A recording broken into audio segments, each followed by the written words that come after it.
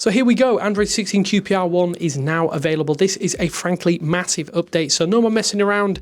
Let's get this show on the road. Before then though, if you want more in-depth Android deep dives from previews to betas and full releases like this, then stick around and hit that subscribe button. Cheers. I will say this is a long video, so 100% use the timestamps down below to navigate it. If you have a Pixel 10, you should have had this update already installed on your device, but it will be available for the Pixel 6 right through to the 9A. You'll be comparing, or at least we will be comparing, the previous stable public Android 16 build, so you know exactly what is new and what it isn't. So yeah, let's get into it. First up are the UI changes, and the settings app on Android 16 QPR1 has a brand new updated look. Instead of the same old grey colours, each section now has unique circular pastel shade icons. This fresh coat of paint makes up the app, or at least makes the app feel a lot more colourful and modern, in line with Google's softer colour scheme for other applications. It's also worth noting that these icons correspond with specific status bar notification icons where appropriate. So yeah, it's a nice bit of cohesion here added in. When you go deeper into individual controls for specific settings, sectional headers are now aligned with a top border, with the back button now visible in a colourful circle that somewhat mimics that back button gesture animation if you use gestures that you can basically tap this, or showing you to tap this to go back to a previous section. In certain settings sections, you may also see greater separation for areas that help you manage or navigate certain controls. These detached sections will have a mini header, and deeper options will be tabbed or in tabbed floating panes. When you're entering an application's details, you will also get new app info pages with a compact layout for deeper application settings. The icons for archive, uninstall and force stop are now floating M3 buttons above this section. Dynamic colour theming is also applied more liberally, with tabs being more visible against a colourful background. There are some changes to how the lock screen looks with certain clock layouts. For instance, if you use a two-line layout, which is often applied by default, the at-a-glance weather widget will now move below the clock, or sometimes moves below the clock, just above the fingerprint scanner icon. This changes from the upper left position that has been standard when locked for a number of years now. This update also brings a slight but noticeable change to the at-a-glance widget on Pixel phones once you unlock your phone. So instead of letting us turn it off completely, Google has made this widget smaller and more compact. This opens up extra space on your home screen, giving you more room for other widgets and application icons. I think this is a nice little tweak that helps you customize your phone a bit more, even if you still can't eliminate the at-a-glance widget entirely, which is something we definitely would like to see in future.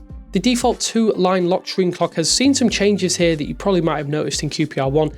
We actually lose one option in favour of a more customizable control that adds 7 distinct font styles for you to choose from.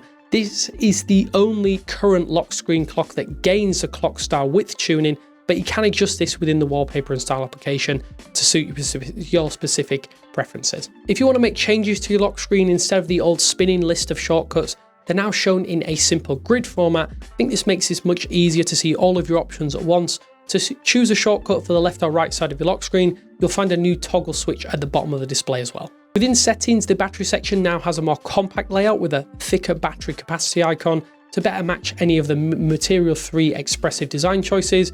It is a major departure from the previous version, and it is easier to see your battery capacity at a glance. In Android 16, you had really basic lock screen controls for how you saw notifications, but here in QPR1, that is overhauled to include a full visual control system with the ability to see what each option will look like before you apply it. This new section is also now housing the sensitive notifications toggle, which was previously found in notifications. When you're viewing the expanded notification pane in quick settings, the panels are in most cases much larger now, with the app icon being used for all applications except for system notifications. Previously, these would have a line style layout, and this adds an extra layer of color while also showing larger app icons in this section. When you do fully expand or tap a notification, these take up marginally more space. However, this still reveals any additional app-specific controls or usability options that you might need. If you access the deep dive notification history section, this follows the updated settings page redesign with more colourful tabbed panes for each individual application.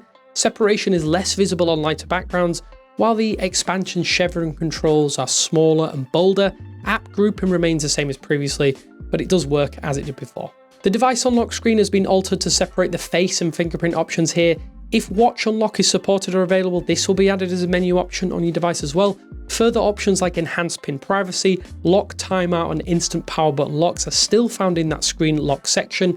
but the settings cog icon has been removed. Just tap that to access these extra options. The media output switcher, which lets you control things like the volume, has a brand new look here in Android 16 QPR1. This draggable bar has a new smartphone glyph with a longer pull tab for you to grab at. Any nearby devices are below with an ampersand dropped in favour of and for speakers and displays.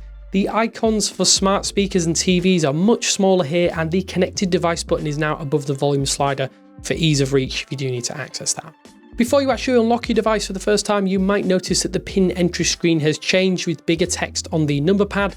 Animations are marginally smoother here as well when you tap these, with the enter key also having a larger icon, but functionally everything remains the exact same. When you use an application and need to accept some app permissions via the pop-up panel, this now has elongated and full color oblong buttons, with each button itself having greater gaps or separations between them. The floating pane is also a little bit wider and the text is much larger and bolder. The visuals are kept similar to the previous design for location permissions, but with those updated buttons thrown in for good measure. And on Pixel 10, when you are running Android 16 QPR1, you might notice that the ringtone section layout has been changed to have a grid style with a Material U style icon at the top of this section to indicate your currently chosen ringtone. This also applies to notification sound and default alarm sounds. So yeah, a new layout for the Pixel 10. We're not sure if this is going to come to all the devices in the future. When you swipe up into the app drawer, you might also notice that this no longer envelops the entirety of your screen.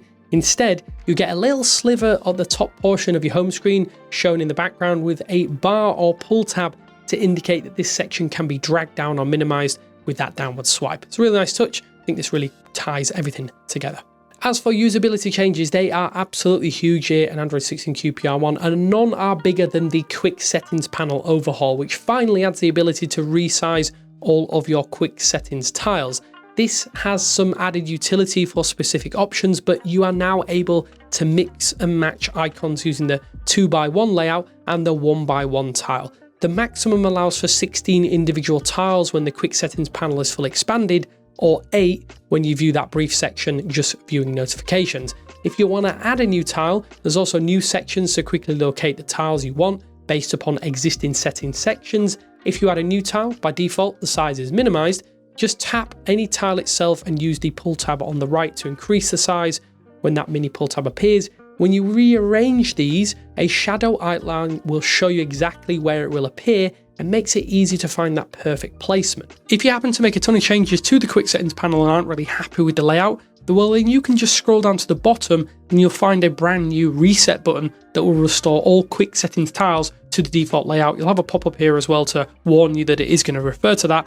It might not be ideal, but it is easier to restore everything to the factory defaults this way. When you have quick settings tiles adjusted to fit this new 1x1 layout, some of these tiles themselves will forego the double tap to activate or open up an extra menu in favour of single tap one-time activation. Annoyingly though, this does not apply to the internet tile for Wi-Fi, but with apps like Bluetooth and the modes, they will work in a couple of ways. If you decrease to 1x1, these will just toggle on or off. When full size, you can tap the left side to toggle or tap, or centrally tap these to bring up that expanded floating menu for more controls if you need them. Another major area of change is in the wallpaper and style application. The clock options are now in their own menu here with a visual preview of each style before you apply them. This menu expands each clock style with a small picture so that you can easily see what they will look like before you choose them. You'll also find a new interactive slider for colours, letting you fine tune the intensity and shade of your clock. Choosing your lock screen shortcuts is also much simpler here. The old spinning list has been replaced with a grid of options, which makes it easier for you to compare these choices at a glance. A new toggle at the bottom of the screen also lets you select which side of your screen you want those shortcuts to appear on. You can now access some key notification settings directly from the lock screen menu. This previously was a simple toggle, has been replaced with a full menu that gives you much more controls. This includes a new feature called Show Scene Notifications, which allows you to hide notifications after you've already seen them.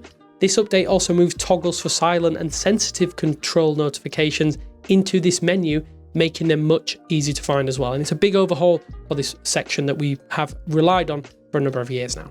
That's not the limit of the changes in the wallpaper and style application, as Google Pixel phones are getting some fun new ways to customize your wallpapers with a brand new effects feature.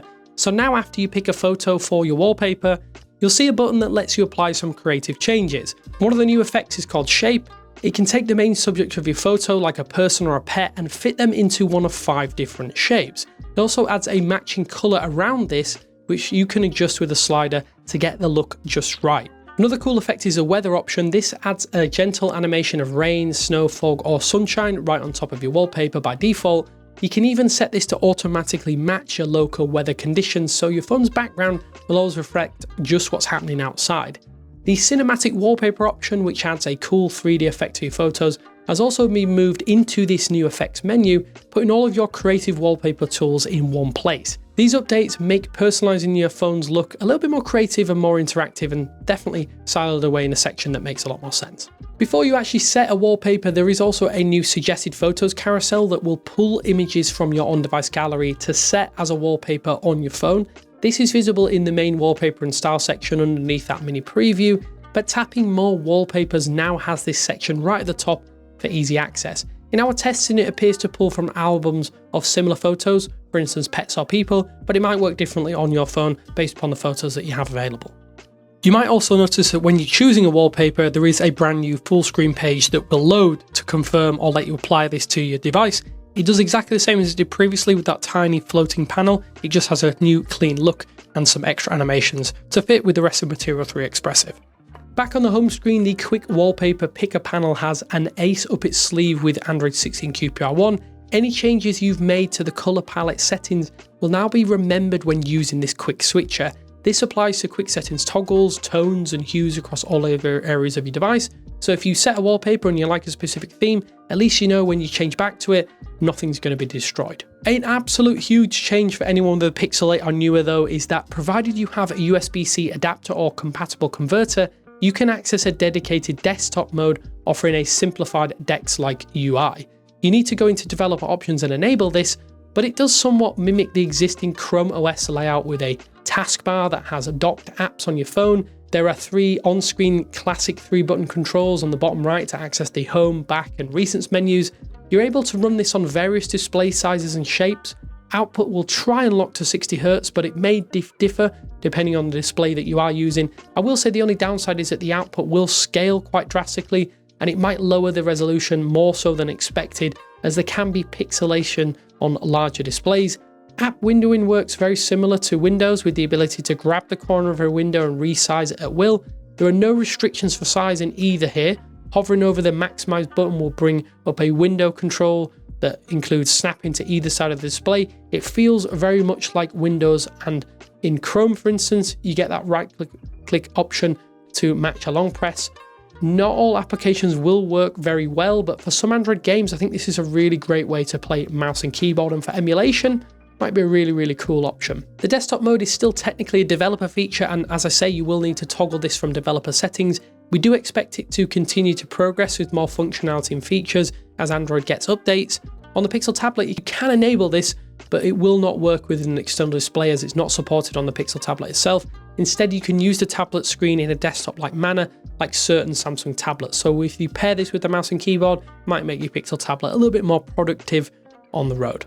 Thanks to a new check enrolled fingerprints option here in QPR1, if you have multiple fingerprints enrolled in your device, you can now check which fingerprint corresponds to which within the security and privacy section. This actually brings up a new screen. Just scan your fingerprint here and it'll flash which finger has been recognized from the list of registered digits. You may spot this option is missing from devices with capacitive fingerprint scanners. Instead, it doesn't exist there, as you just need to touch your fingerprint to the scanner when this option is, or this menu is open, and it'll flash automatically. The Recents app menu has also been changed with integrated app menus replacing the previous simplified icons that you had to long press. A drop-down menu is also visible and indicates that you can access further controls such as split screen, app information, digital wellbeing controls, and more if they are available to you. It is unclear if this is related to the desktop mode, but it is eerily reminiscent of most desktop operating systems, so it wouldn't be far-fetched to think that. There is a brand new volume panel and a slider redesign here, so after pressing the volume buttons on your phone, you'll see a pill-shaped pop-up with a sleek, more rectangular slider inside. The options for mute, vibrate and sound are also now a mix of circles and squares, giving them a more modern design based upon the previous version. To add to that, when you're playing music or video, there is a cool animated sound wave that will appear at the bottom of this slider. The volume panel has new thinner sliders when you open this, this panel is marginally bigger with right aligned icons for you to see. This is definitely a major change considering it was a major change in the previous update. Audio sharing should also now be live after being spotted initially in Android 15, working briefly in Android 16, but it should work here now in QPR1 with supported devices if you do have them available. So if you long press an application on your home screen, the quick widget or quick actions have been changed here. The icons have been altered from the line style to filled icons. There's also a new hourglass icon for timing out distracting applications using the digital wellbeing settings. The animation is a little bit bouncy as well when accessing this floating menu and dismissing it from your phone. Along with the quick settings panel, notifications have had a little bit of a big overhaul here in Android 16 QPR1.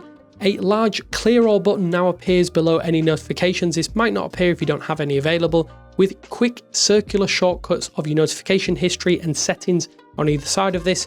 These new buttons only show up, as I say, when you have notifications to clear. You'll also notice some new smoother animations and visuals with here. Each notification is more or less attached with a sticky animation when detaching or sliding away from a group. You might also notice that notifications are slimmer when multiple notifications are received from a single application. The app icon is no longer centered. It's actually in the upper left of these groups. If you long press for more options, you'll also get smaller options for notification settings, while the dismiss, turn off and done buttons are rounded for better visibility. The expansion chevrons are also smaller than they were in Android 16 and definitely fit with the Material 3 Expressive redesign.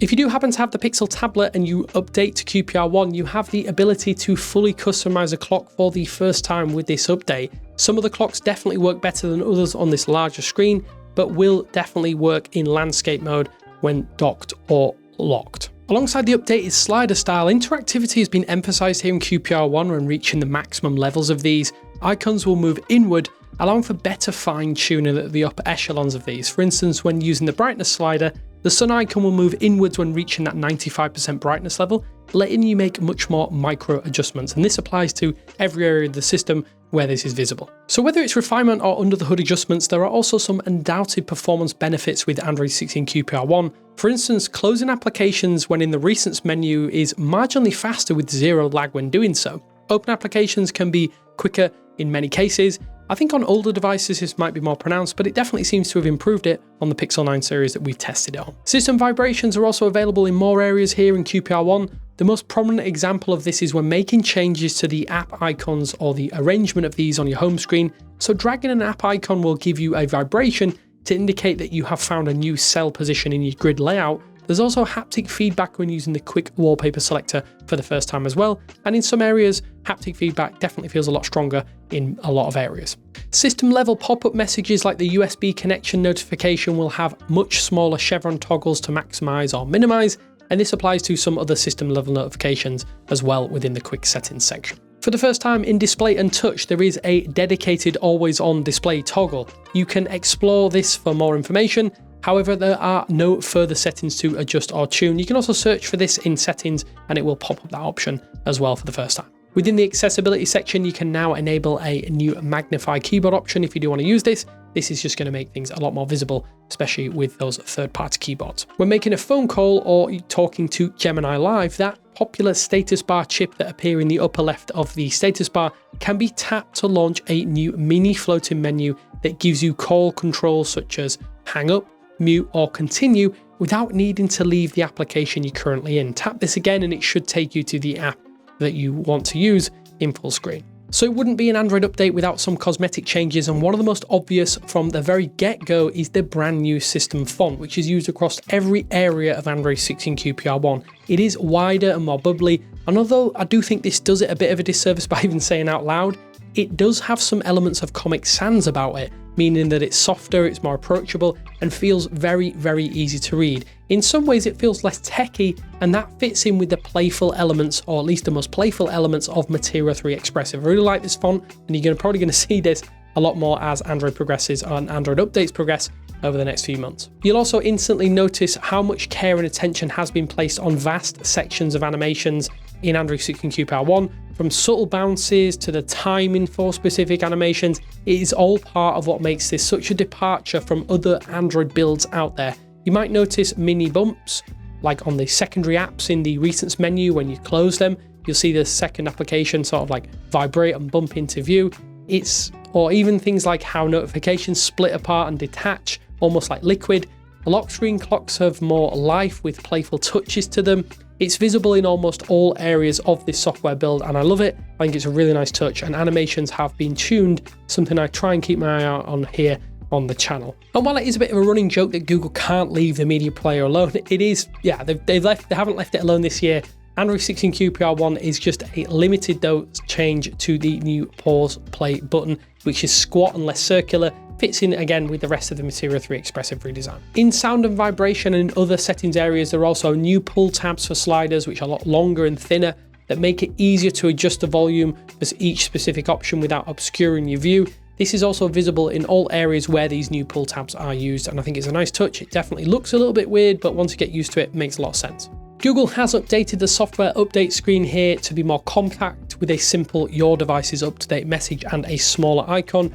You are also now able to check for play system updates from this page, making it a lot easier, a bit of a one-stop shop for all of your update needs. Progress bars have also been updated to better suit the Material 3 Expressive redesign. In many places you might see squiggly or wavy lines that are used instead of flat progress bars, but when certain things are being installed, a traditional progress bar might be used instead. If you're making adjustments to the home screen layout, these have been renamed to small, medium, large and XL instead of 5x5, 4x4, 3x3 or 2x2, and as you'll probably spot, sadly the 4x5 option is now missing, which is a little bit annoying, and hopefully that will come back in a future update.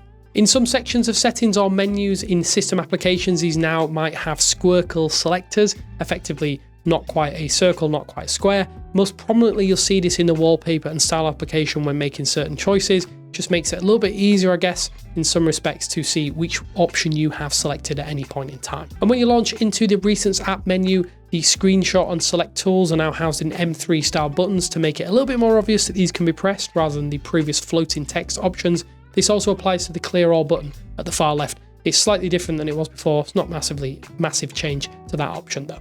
The settings and power buttons in the bottom right of the quick settings panel have been updated here as well. The settings icon is a lot thicker and filled, while the power button is marginally thicker here as well. The pop-up power menu also now supports dark and light theming, specifically this one for the first time, and it also looks like it has marginally thinner icons, at least as far as I'm concerned, compared to Android 16, but it's nice that this now officially works with your light theme if you do have that option enabled. And there is an overhaul here in Android 16 QPR1 to the status bar with new icons for the battery level, signal strength, vibrate mode, and Wi-Fi connection strength. It's also worth noting that the Wi-Fi and signal strength icons have moved to places which mimic the iOS layout. This is a little bit of a departure from what we've seen previously, but it again fits in with looks a little bit like One UI to my eye, but it's definitely changed for the better here in Material 3 Expressive. If you're looking for new ringtones and sounds, well, Kernel, Fresh Morning and The Next Adventure have been added here to Android 16 QPR1 on the Pixel 10. It's not clear if these are coming to other Pixel devices, but the Pixel 10 does have 3 brand new ringtones and notification sounds to you to apply liberally.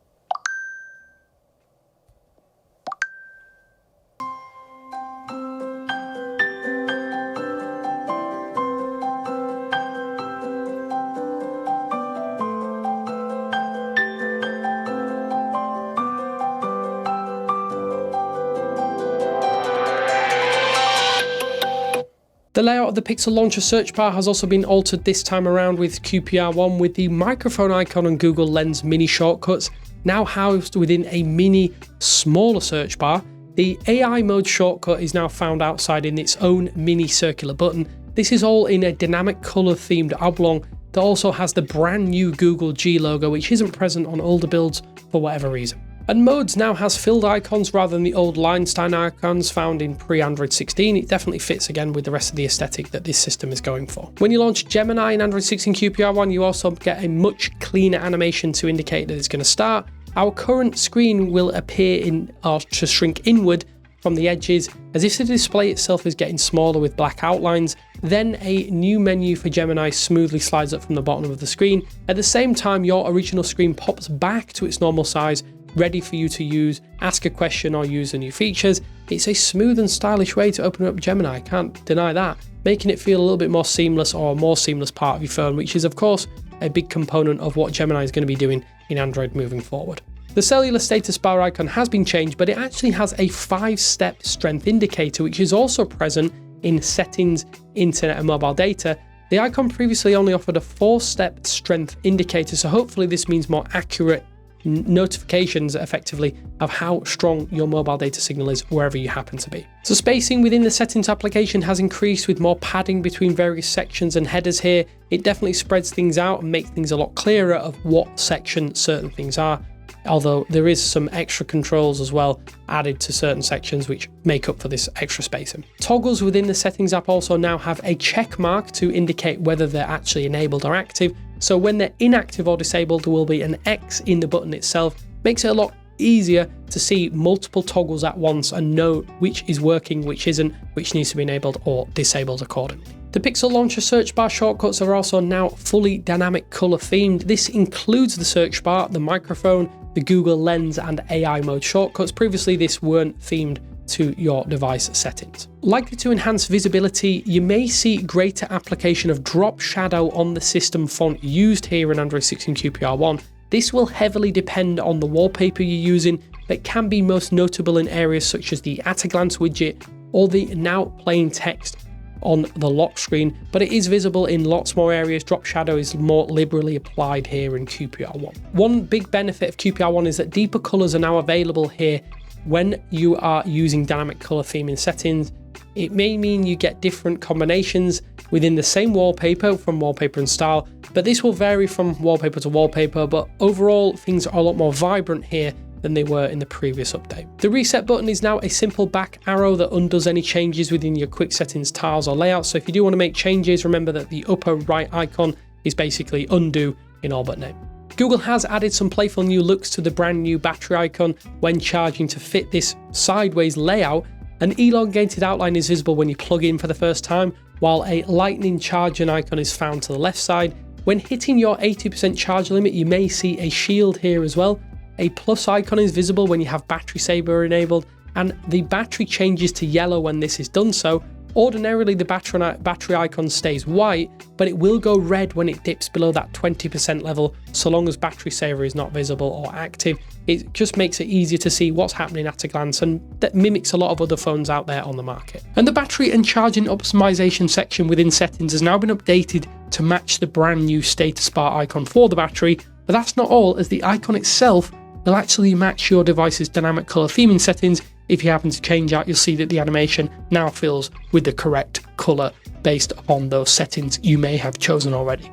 When you're setting your wallpaper, the pop-up set wallpaper option has been replaced with a dedicated full screen page which allows you to make any necessary changes. It replaces the little pop-up floating panel, which was harder to see what changes you may have made. It has bigger buttons as well for you to apply and cancel as you need it. Within sound and vibration, notification sound is now called Ringtone Alert, and default notification has been renamed to Notification Alert. So if you're looking for these, just remember these are the new names for both of these options. When you're viewing settings sections with visual demos, like the gesture panel for instance, these may no longer have black or white outlines. The animations are not completely transparent in most ways, but it may better fit the dynamic color theming settings based upon where you are in the system. The flash notifications section in settings also has a brand new image to show you just what the feature does on your phone. No changes to this section, it's just a brand new icon. The animation of page indicators has also changed in this update to have a minor pause when you slide in between these homepage screens. The icon will be marginally elongated. It's no change to the actual animation, it just holds for a second before disappearing from your home screen. And if you're the kind of person that likes having unlock tap and keyboard sounds loud and proud, well then you'll likely enjoy the softer, almost blunted Android 16 QPR1 system sounds. They're definitely less sharp, but have a great fullness to their audio, and they definitely sound a lot less digital to my ears.